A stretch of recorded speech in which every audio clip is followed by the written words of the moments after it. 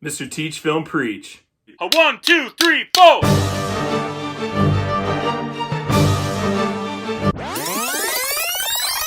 Finally, one of my most anticipated films of the year is finally here. Hey everyone, welcome to Mr. Teach Film Preach, and if you're a film lover like I am, and you're a Nicolas Cage fan like I am, then this video is directly for you. And if you're in the right place, click like down below and subscribe to my channel for more content. Also, while you're down there, comment. Let me know, what did you guys think of The Unbearable Weight of Massive Talent? Comedic, awesome film. Were you laughing and just having a great time? Were you a little disappointed? Today we're talking about the 2022 action adventure comedy meta film, The Unbearable Weight of Massive Talent. Directed by Tom Gormican and written by Tom Gormican and Kevin Etten, this is a film that is a spoof, meta look at the actor, the icon, hilarious, over-the-top, zany, interesting, and mysterious man himself, Nicolas Cage. Bring me the big knife! He goes to visit this tropical island where this man is inviting him to come, so he wants to write a part for him and do this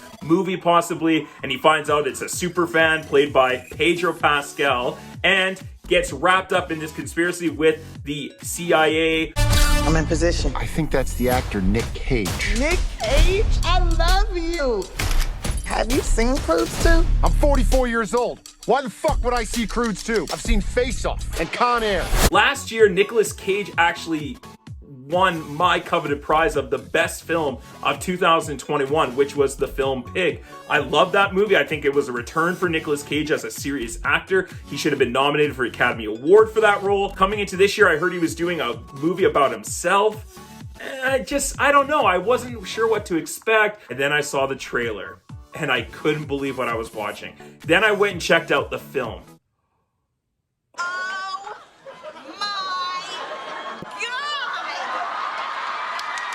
I haven't laughed that hard in a film in probably 10, 11 years. Might even be all the way back to Superbad. Right here with your penis, Michael. McLovin. It makes fun of itself as much as it takes itself seriously. It pays homage to Nicolas Cage while also just poking fun at the little strange intricacies of him. And he is definitely in on the joke as well. And it's handled with actual maturity, even though it is funny and ridiculous and over the top and very referential humor. But it also actually has characters that develop and grow and change over the course of the film. Let me just tell you, Nicolas Cage and Pedro Pascal as a dynamic duo is amazing on screen. They are an amazing bromance, a funny dynamic partnership, one that I want more movies of those two together. I have a very big head.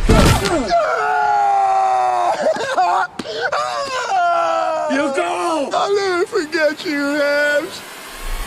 They are incredible. The chemistry, the relationship, the dynamic between the two, the back and forth, the lines, the comedy, the comedic timing, the relationship that they build and destroyed and build again. And it is so good. It is two actors that bonded, that created something that's funny, and just had a really nice time on set. Acid trip that they go on, gunfights that they get into, the physical fights that they almost get in and do. Are those my golden guns? They're my golden guns. I don't want to kill you. You're the last person I want to kill. I love you. I love you. Then it's rounded out by a terrific cast of characters with a story that was interesting, surprising, unique, but also simple and totally wacky. And this is a really fun film. There's some great action set pieces. There's some comedic set pieces. There's some actually great emotional storyline here. There's an actual plot. Him fighting against himself, against another version of Nicolas Cage, which is known as Nicky. Back when he did like Vampire's Kiss and Moonstruck, they make him look like that. It is so funny to see him interact with himself, devil on the shoulder, kind of constantly driving him to do dumb things or ridiculous things, and he's fighting against. And I just thought that personification of that consciousness was hilarious.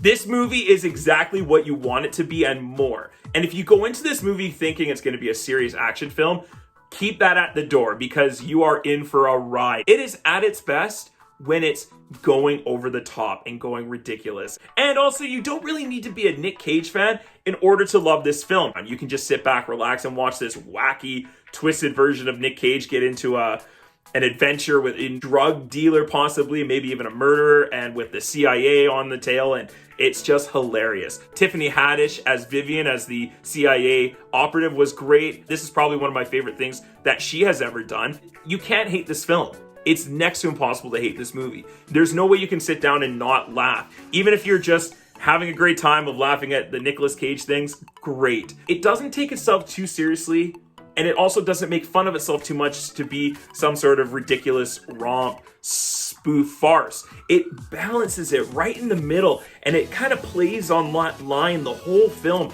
and it's so well choreographed that way. It's so well written and organized and thought out. It's a love letter to Nick Cage, and if you love Nick Cage, you'll love this film. Face Off.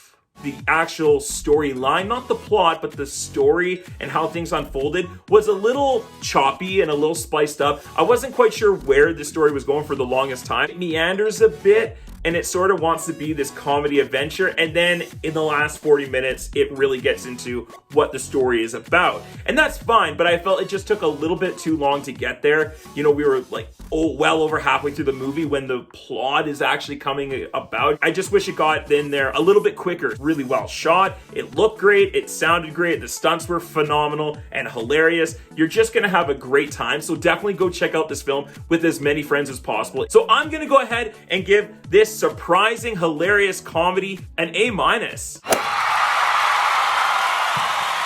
Yes, again, one of my favorite films of this year so far, and I'm absolutely shocked and blown away. I mean, movies are back, baby. Movies are back. What did you guys think of The Unbearable Weight of Massive Talent? I would love to hear your thoughts and comments down below. What is your favorite Nicolas Cage film? Thank you so much for joining me today on Mr. Teach Film Preach. Come back and check out some other films like Sonic the Hedgehog 2, Everything Everywhere All at Once, and The Batman. Stay focused, stay awesome, and as always, let's get taught.